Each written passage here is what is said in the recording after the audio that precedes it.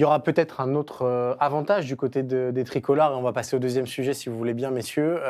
C'est l'apport du banc. On en a beaucoup parlé dans ce FC Stream Team depuis le début de la Coupe du Monde, sur le roster de cette équipe de France, sur l'amplitude du banc de Didier Deschamps. Hier, la réponse est venue du banc, encore, avec Désiré Doué. On a essayé de vous faire un récapitulatif un petit peu de tous les coachings de Didier Deschamps depuis le début de la Coupe du Monde. Alors, c'est un petit peu lourd à lire, donc on va pouvoir laisser le visuel assez longtemps. Mais vous le voyez, il y a quand même 3 actions significatives, c'est-à-dire que Barcola marque en entrant face au Sénégal. Barcola fait une passe décisive face à la Norvège pour Désiré Doué. Et donc, Désiré Doué provoque un penalty face au Paraguay. Donc, 3 remplaçants qui sont décisifs en 5 matchs. C'est plutôt bienvenu et c'est presque nouveau dans l'ère Didier Deschamps, ça, Maxime. Ouais, c'est sûr que c'est bienvenu et surtout évidemment hier face au Paraguay parce que si Doué ne rentre pas en provoquant dans les petits espaces, peut-être qu'on en est encore à 0-0. Donc là, oui, pour le coup, c'est très intéressant. Moi, je me suis amusé à regarder, à essayer de disséquer un peu les changements de Deschamps. Déjà, il y a un point commun à tout ça, c'est que Cherki rentre à tous les matchs. Ouais. Ça, pour le coup, il est toujours là. Il est vraiment dans le rôle de Fekir 2018, c'est-à-dire qu'il rentre en fin de match. Ça se passe pas formidablement bien, ça se passait pas bien pour Fekir non plus. Voilà, il essaye de faire de son mieux, de garder le ballon. Ce que je vois aussi, c'est que, et ça dit quelque chose aussi de la confiance que Deschamps porte à son équipe type, à son 11, c'est qu'il ouvre le banc très largement dans les matchs dits faciles. C'est-à-dire que l'Irak, la Norvège, la Suède. Contre le Sénégal et contre le Paraguay, il n'y a que 2 gars qui rentrent et justement, ils sont importants. Mais en tout cas, il ne bouge pas beaucoup, c'est dire. Alors, je ne sais pas si c'est un manque de confiance envers ses remplaçants où il se dit qu'il y a un trop gros décalage. En tout cas, il n'ouvre jamais le banc très largement. Et c'est vrai que 2 remplacements sur 5 en Coupe du Monde, c'est très peu. Et on voit qu'en revanche que ça marche parce que les 2 fois, même quand il a très peu ouvert le banc, c'est Barcola donc, pour le but et Doué pour le penalty qui a occasionné la seule réalisation de Mbappé hier soir. Et ce qui est intéressant, j'en parlais déjà hier, ça j'aimerais bien avoir son avis là-dessus, c'est qu'il ne touche jamais à son milieu de terrain. Ouais, le milieu de terrain, soit c'est Koné Tchouaméni, soit Rabiot Tchouaméni, soit Koné Rabiot, mais en tout cas, ça ne bouge jamais en cours de match. Alors c'est pareil, est-ce que c'est à cause de ce qu'il a sur le banc, qu'il n'a pas de confiance, ou il a absolument confiance en ses titulaires, je ne sais pas. Mais en tout cas, c'est étonnant. Et l'autre truc, c'est que c'est des changements poste pour poste. Ouais. Donc, il ne touche pas au système non plus. Donc là, notre théorie de revenir à 3 milieux, peut-être que ça viendra, mais en tout cas, on arrive en quart. Donc Voilà. Non, mais voilà, c'est ça, ce qui est intéressant. Non, mais jusqu'à la finale, c'est bon. Hein. Si 98, c'est en quart que ça bascule. Et je le redis, hein, si on joue l'Espagne, je serais très, très étonné. On continue comme ça. Mais bon, c'est autre chose. Mais en tout cas, son coaching est intéressant. Qu'est-ce qui se dit, Martin? Parce que nous, on a beaucoup de questions dans le chat sur notamment l'utilisation des autres milieux de terrain, le fameux débat Warren Zaïre-Emery, mais même N'Golo Kanté. Toi, tu les vois aussi à l'entraînement, ces joueurs-là. Est-ce que déjà, il y a des joueurs qui ont déçu? Ou est-ce que c'est juste Dédé qui utilise son banc de la même manière que sur les compétitions précédentes? Moi, Warren Zaïre-Emery, je le trouve très bon à l'entraînement, je le trouve très impactant, vraiment bien. N'Golo Kanté, je pense qu'il a des standards qui ont un peu baissé par rapport à sa période de gloire. Mais hormis Magnès Akliouche, qui, pour le coup, lui, à l'entraînement, c'est compliqué. Sinon, les autres font tous plutôt bien le taf. Mais je pense que là aussi, c'est un secteur très critique, le milieu de terrain. Et je pense que c'est très compliqué de faire entrer un mec avec cette intensité-là.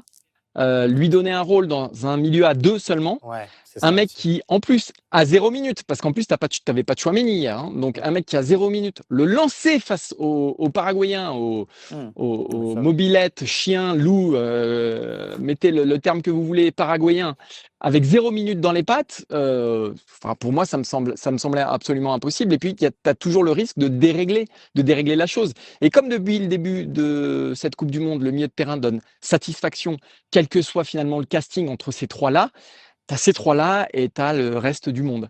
Après, pour revenir sur les changements offensifs, en fait, on se rend compte que cette équipe de France, elle fonctionne à 12, parce que Barcola, Doué, vraiment, que ce soit l'un ou l'autre, chaque fois qu'il y en a un qui rentre, ça marche. Donc, c'est pas un 11 type, c'est un 12 type.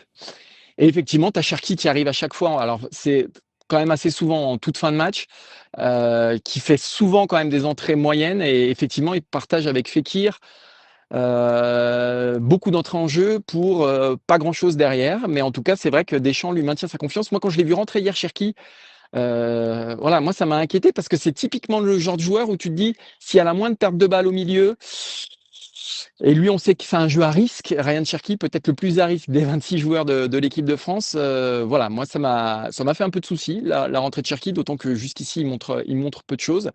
Mais ouais, en tout cas, moi, je parlerais de 12 types et non pas de 11 types parce que regarde, là, qu'est-ce qu'on va se poser comme question pour le quart de finale? Est-ce qu'on Oui. remet Doué? Est-ce qu'on remet Barcola? Mm. Et puis hier, les déclarations de Barcola à propos de Doué, elles sont exceptionnelles. Il dit non, mais attendez, il a fait un taf monstrueux, il a fait ce qu'on lui demandait de faire, il a été exceptionnel. Tu sens qu'entre ces deux-là, ça s'entend aussi à merveille. Et c'est un peu comme au Paris Saint-Germain, c'est-à-dire que aussi, c'est des joueurs impactants quand ils rentrent, ce qu'on n'avait pas en équipe de France depuis quand même un sacré paquet d'années. On l'a eu un peu en 2022. Mais là, vraiment, les changements sont vraiment impactants. Et je finirai juste en rappelant ce que disait Arsène Wenger au début de la Coupe du Monde. Il disait s'il y a 0-0 à la 70e minute contre cette équipe de France, bah, vous êtes mort. Vous êtes mort parce qu'il y a le plus grand banc de la Coupe du Monde et ils vous font débouler des mecs qui sont capables de retourner la rencontre. Et c'est ce qui se passe depuis le début de ce mondial. Et ça aussi, c'est un grand mérite de Didier Deschamps, hein, quand même. C'est vrai que on a souvent, on le lit bien entre guillemets, Didier Deschamps.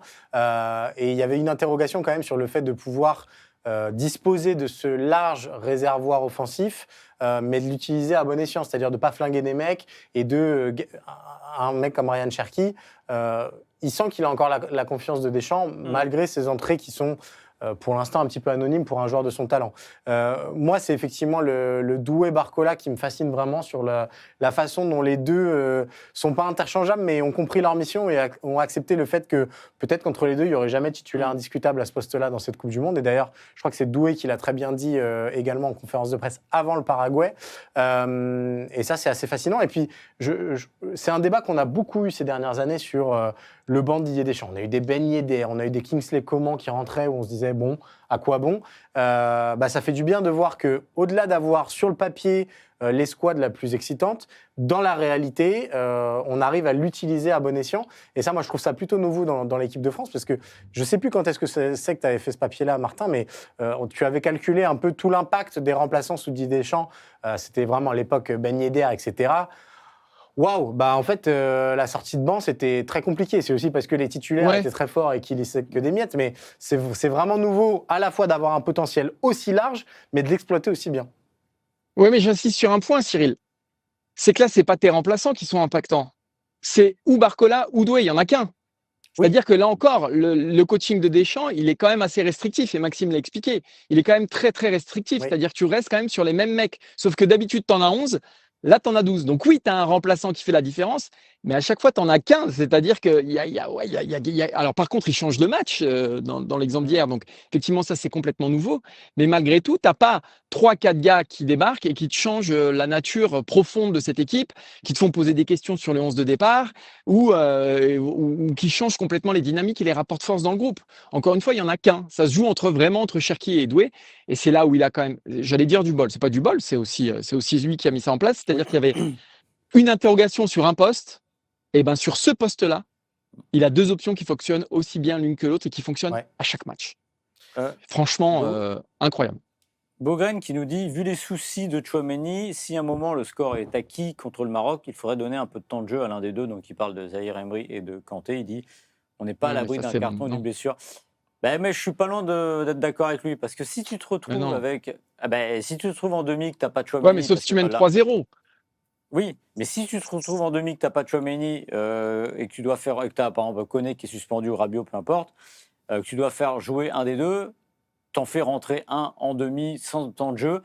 C'est pas l'idéal. Moi, c'est la seule limite que je donne à ce non-turnover au milieu. Je comprends l'idée de garder Rabiot, Tchouaméni, etc. quand ça fonctionne, parce que je pense que la pierre angulaire aussi, elle est là. C'est un milieu de terrain qui est resserré, mais qui tient sur deux éléments. Et peut-être qu'il y a une dynamique à chaque fois à pas bouger. Mais on l'a vu à l'époque avec l'anglais, on a plein d'exemples en équipe de France où ce n'est pas toujours une bonne idée parce qu'il faut retrouver le rythme de la compétition et ce n'est pas forcément évident. Ouais. On me signale Coman en 2022. Oui, c'est vrai que sa rentrée en Coupe du Monde et en finale, effectivement, est bonne. Même Thuram, il y a eu. Mais le match face à l'Argentine est un contexte tellement particulier que. On a eu quand même sur une longue période, et je reprends l'exemple Ben Yedder parce que c'est lui qui me vient en tête, des remplaçants qui, quand ils avaient leur chance, prenaient pas vraiment leur chance et bousculaient pas vraiment les certitudes. Alors, je dis pas qu'on en est là avec les autres, mais en tout cas, on a un banc qui a un vrai rôle et qui est efficace, quoi.